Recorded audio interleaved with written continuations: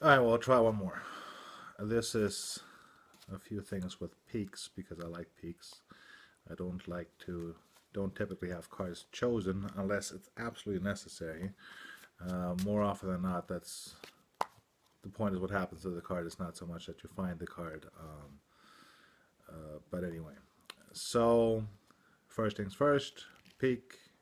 You say stop whenever you feel like it, so you say stop there. These are all quickies, but I like this one, so there's nothing in this hand. And as I go over the cards, oops, that was kind of bad. And there's your card for my sake. This is a combination between Steve Drown, Secrets Drawn from the Underground, Drawn, whatever. It's the Midnight Eclipse, I think. So they peek at the card, and of course you can always go through all the standard motions, what have you. And you revolve the deck around. You show this card empty, and you can do all of this and just drop it on top. So very slowly, you say stop there. You push the card over, you clip it, and you turn the deck around, and you show this hand empty. But now it's slightly injogged, and this Vernon notion of palming from the rear rather from the front. So as the hand turns palm up, the card is already in the palm, and because my hands are large enough for it, uh, you can do all the rest of it. Um, the card is hidden, and then, which is ordinarily kind of stupid, but in this case it doesn't matter. You just go from a flat palm and you just drop it, and it appears out of nowhere, which is kind of nice. Something else that I do when it comes to palming a card, and I've done this for David Roth of all people.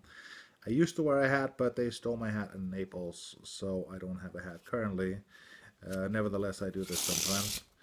And you start off with, say, with a joker.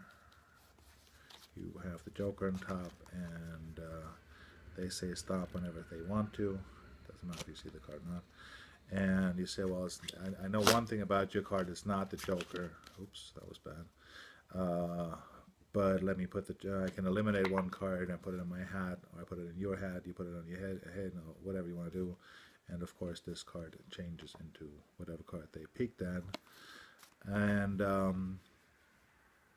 again, it's just something that I do all the time. So when they say stop, you pick a break there, and you do a center reverse, and then you do, obviously, you have the top card turn face up. It stays turn face up, and then you do a top card cover pass between the below the top card and the center reverse card, and you're now in position to do a double lift, and that's it. You do a double lift, and it changed into whatever card they looked at. And while we're at it, let's say this is not their card. Another way to do this is, so they say stop, and then you just do a regular top card cover pass, and you show it's not their card. And this does not work on camera, but you say, well, it would have been nice, blah, blah, blah. And then at some point, when you look up, you just uh, essentially do a second deal, I suppose. But the rhythm doesn't change. You just do that, and they accept that it's not their card. Say, oh, it would have been nice if it was their card. You relax, you talk. It's you're trying to misdirect or to direct their attention away from the top of the deck, but only just so, only very slightly. I mean, it's not much of a trick if they look away for like a second. Only for a fraction of a second, you ask a question, whatever, say, well, would have been nice, and it's done. Uh, it's important not to put too much directing technique in there, too much misdirection in there, just ever so slightly, and then it's a very nice magical effect. And the last one, there's so many things with peaks. Um, there's you can do this sort of peak where you peak this way, and you can immediately you go into this sort of a pass. I'm sure you know this one. It's either this one.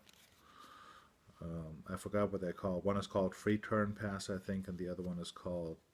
Well, you can either show the top packet and revolve the bottom packet around it, or you can do it counterclockwise, in which case you take out the bottom packet and the top packet stays stationary. So in other words, you can do wherever you have your brake, you can do this. It's a bit angly. They're both a bit angly. I tend to do this one, but from the right angle you can't see anything.